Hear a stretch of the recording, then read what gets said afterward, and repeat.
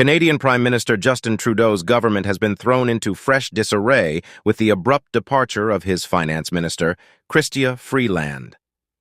By the end of a frenetic Monday, a new Finance Minister was in place, but Trudeau was facing calls from members of his own Liberal Party to quit.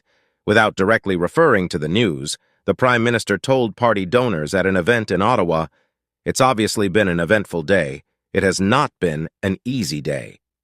In her scathing resignation letter, published on the day she was due to deliver an economic statement, Freeland cited disagreements with her longtime ally on how to respond to the threat of tariffs from Donald Trump. The U.S. President-elect, who will return to the White House in January, has vowed to impose a levy of 25% on imported Canadian goods unless the shared border is made more secure. Economists say the tariffs could have a devastating effect on Canada's economy. In her letter, Freeland accused Trudeau of choosing costly political gimmicks over addressing the threat posed by Trump's aggressive economic nationalism. Trump himself later responded to Freeland, posting that her behavior was totally toxic and not at all conducive to making deals which are good for the very unhappy citizens of Canada. Freeland said her decision came after Trudeau told her last week that he no longer wanted her to be the government's top economic advisor.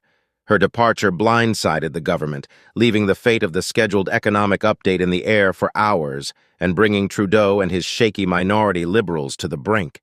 In a further blow, the Liberals lost control of the Cloverdale-Langley City seat in British Columbia after a by-election win for rival Conservatives. It was the Liberals' third by-election defeat of the year. Freeland's sudden exit as Finance Minister earlier in the day just makes Canada look quite confused and uncertain, Chris Sands, director of the Wilson Centre's Canada Institute, told the BBC. Trudeau finds himself a little bit alone, not super close to any of his ministers, with the big talented ones mostly now having left, he added. Mr. Sands said Trump's win in November's U.S. presidential election has caused a split among U.S. allies, including Canada.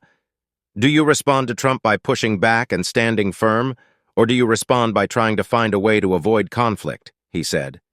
Trudeau has made overtures to Trump, including flying to Mar-a-Lago, the president-elect's Florida estate, last month to dine with the president-elect. But Freeland's perspective, said Mr. Sands, was closer to that of Mexico, also facing a tariff threat, and Mexican President Claudia Sheinbaum. Mexico has positioned itself under the idea that now is the time to say no, to push back, to take a fighting stance, he said. Many politicians remember the challenges they faced during Trump's first term in office, he added. He hasn't been inaugurated yet, but people are already reacting as though he was the president and taking serious measures.